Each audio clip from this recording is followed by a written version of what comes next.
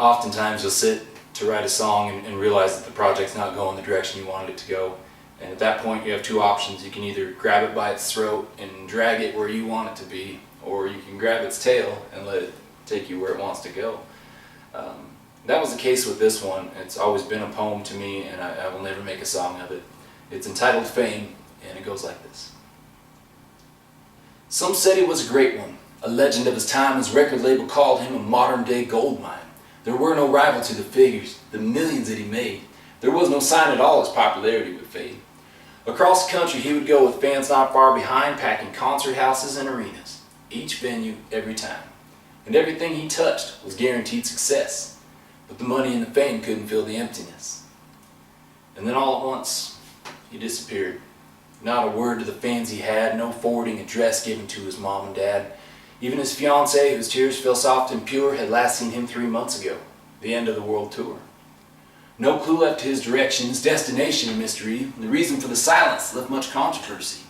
Well, he's building anticipation, some said. He's just planning his next move, to spring back into the limelight with his latest catchy groove. But others talked of suicide. Victim of the fame, too involved to just walk out, hell, smothered by his own name. So pressured by publicity and hounded by the press that no one heard his muted calls, the cries of his distress. There was much talk of alcohol and even drug abuse, and some wondered if he'd overdosed, and word never got loose. But how does a man of such great fame just up and disappear? Surely somebody knew something. Surely truth found someone's ear. And it did. But only the closest of his friends knew of his demise, and only they knew of the tragedy that was hidden from public eye. You see, they stood by him faithfully through the pain and through the tears, and this required great sacrifice. He hung on for 5 long years. And the public eventually lost interest as they found another king to rule their blind attention on wealth and material things. But the fans who bought his albums, yeah, they'd play him once in a while, and recall vivid memories of the ways he made them smile. And then one day a letter was sent to the papers and to the news, and to all it was a shock. It was so out of the blue. But its signature was priceless, in itself a perfect gem, and many cried tears freely, for they knew that it was him. In perfect rhyme the truth was told in words that could only come from a great man who had realized that his final race was run. The words would carry honesty that would ring through the people's heads. The letter was made public. This is what it said.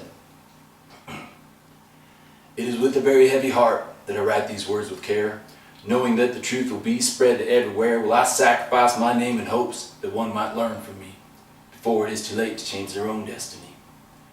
I hope they do not decide based on the decisions I did make, and I hope they don't choose to follow the road I chose to take. The doctors say it's avoidable with the greatest of ease, but I made some bad choices, and now I have HIV. Well, I let the fame go to my head. I thought, couldn't happen to me. Obviously it could and did, as I now see. I admit I was not faithful to the girl I left at home, and while I was on tour, I let my desires roam.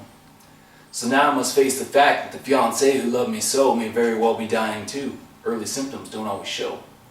So my mistakes are killing others. There's nothing I can do but die and deserve loneliness from what I put them through. And with the letter was a tape. It was to be his last song, and no one knew the exact date that the man had passed on. But as radio played the music, man, it didn't quite sink in that the voice that they had loved so much would never sing again. The melody so soft and pure, good God, it was hard to believe the writer himself was so near to death from such horrible disease. But in the end, he taught us all that God does not see fame. If you must play, then you will pay, regardless of your name. Thanks for listening.